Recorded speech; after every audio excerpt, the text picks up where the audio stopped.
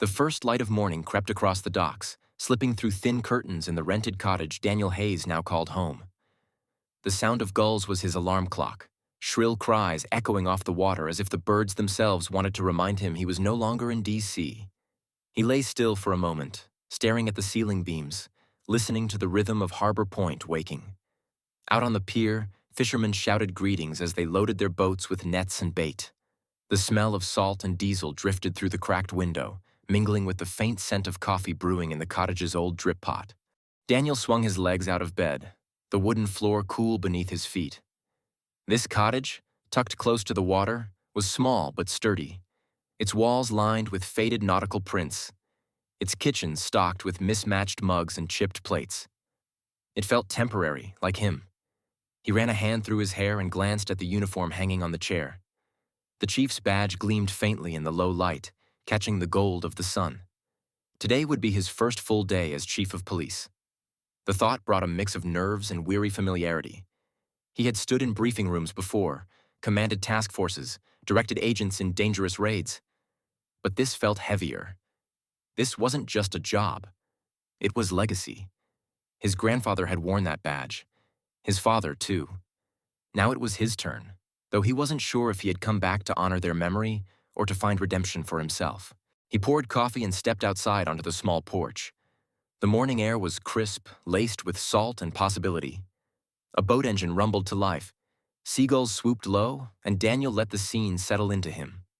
For 10 years, he had lived on adrenaline. Hotel rooms, airports, surveillance vans, always braced for the next chase. Harbor Pointe's quiet rhythm was foreign, almost unnerving in its simplicity. But even as he breathed in the calm, Clara's face flickered through his mind. He had barely slept, replaying the moment outside the Seabreeze Inn, the guarded tone of her voice when she had called him chief. He wondered if she had lain awake too, or if he was already just another ghost from her past. By mid-morning, Daniel walked through the doors of the Harbor Pointe police station in full uniform. The brick building stood squat and unassuming, but its walls held decades of his family's history. Inside, the same creak of floorboards, the same smell of burnt coffee and ink greeted him. Sergeant Jeff Collins was already at his desk, coffee in hand, a grin plastered across his face. "Look at you," Jeff teased. "Chief Hayes, all polished up. Thought I'd have to knock some city dust off you, but you clean up nice." Daniel smirked. "Don't get used to it. Uniforms never suited me." Jeff laughed. "Neither did rules, but here we are." Two younger officers, barely out of academy years, peeked from their desks. Officer Maria Lopez, sharp-eyed with an easy smile, and Officer Ben Turner, lanky and eager, both stood to greet him. Their curiosity was palpable. "So you're the big city guy?" Turner asked, half grinning. "FBI, right? Must be weird trading mob bosses for, crab pot disputes." Lopez nudged him. "Don't mind him, Chief. We're glad to have you. Things run smooth here, but, well, it's Harbor Pointe. Quiet doesn't mean boring." Daniel chuckled, though he caught the undertone. They were curious if he could fit in. If the prodigal son could adjust to a town where the biggest emergencies involved missing pets or late-night bar scuffles. He settled into the chief's office, his father's old office, and opened the stack of reports waiting for him. Noise complaints about gulls near the fish market, a missing bicycle, stolen crab pots. He skimmed them, each page striking a jarring contrast to the files he had once handled. Homicide reports, national security threats, fugitives who killed without hesitation. For a moment, he let himself relax. Maybe this was what he needed. The calm after the storm. But as he leaned back in the chair, he felt the tug of unease. Small towns weren't always as simple as they appeared. Danger could lurk in quiet corners, and Harbor Pointe, for all its quaint charm, had a way of hiding shadows. Around noon, Daniel excused himself. "Just need to walk the town," he told Jeff, who raised a knowing eyebrow but said nothing. The streets of Harbor Pointe bustled with their modest midday rhythm. Shop owners swept sidewalks, the bakery's sweet scent spilled into the street, and children raced past with dripping ice cream cones. Locals paused when they saw him, offering polite nods or cautious greetings. "Didn't think you'd ever come back," one man muttered outside the hardware store, not unkind but not warm either. Others smiled genuinely, recalling his parents, his family's service. "Your dad would be proud." an elderly woman said as she patted his arm. Daniel accepted each comment with a small smile, but he felt the weight of subtext. This town remembered everything: his family's loyalty, but also his leaving. To some, he was a haze carrying on tradition. To others, he was the son who had walked away. He noted peeling paint on storefronts, the slow pace of change. Yet beneath the surface, Harbor Pointe thrived on resilience. The same traditions endured: the weekly farmers' market, the church bell tolling noon, the fishermen hauling in nets no matter the weather. The town had stayed alive by holding fast. The question was whether Daniel could do the same. No matter how many streets he wandered, Daniel's steps circled back toward the Seabreeze Inn. It stood like a sentinel on the corner, pale shutters bright against whitewashed walls, flower boxes spilling color.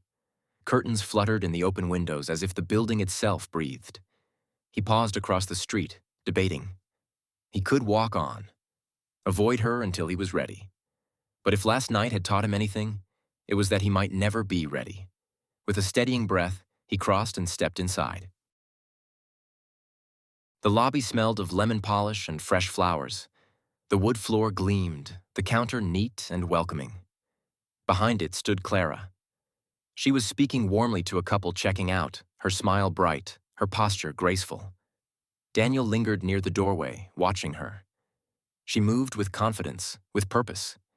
Time had not dimmed her. It had shaped her into something steadier, stronger. When she noticed him, her smile faltered. "Chief Hayes," she said, voice cool but polite. He winced inwardly. "Daniel," he corrected softly. "It's still Daniel." She didn't acknowledge the request. "What brings you here? Trouble already?" He shook his head. "Just coffee." Her brows lifted, skeptical, but she gestured toward the dining area. "Have a seat." "I'll bring it." Daniel sat at a corner table, watching as she bustled with a tray of mugs. Guests passed by, thanking her, offering cheerful farewells. He couldn't look away. Every detail mattered: the way she tucked hair behind her ear, the laugh she gave a departing couple, the way she avoided meeting his eyes for too long. When she finally set his coffee down, she did so with practiced professionalism. "Here you go, Chief." "Clara," he said quietly. "It's good to see you." Her lips curved, but it wasn't a smile. "Is it?" she asked, her tone flat before he could answer. A guest approached, asking about dinner reservations. Clara turned instantly back into the gracious innkeeper, her attention no longer his.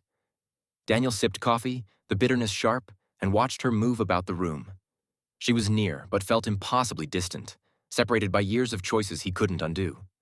When the guests had gone, Clara joined him at the table, though she didn't sit fully, just hovered, arms crossed. "So," she began, "why are you really back?" Daniel held her gaze. "Harbor Pointe is home."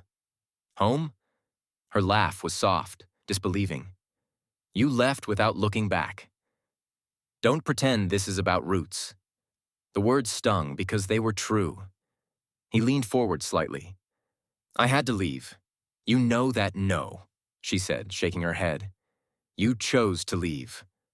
There's a difference." Silence hung between them. He wanted to apologize, to explain the reasons that had felt so urgent back then: ambition, duty, the need to prove himself. But none of it could erase the pain in her eyes. "I'm sorry," he managed, "for leaving the way I did. For—" She cut him off with a small shake of her head. "The past is past. I've moved on." But her voice wavered ever so slightly, betraying the effort it took to say the words. Daniel studied her, searching for the girl he had once known. She was still there, beneath the armor, but she wasn't waiting for him. She had built her own life, her own strength, and he had no right to ask her to open old wounds. Yet the chemistry between them hummed, undeniable.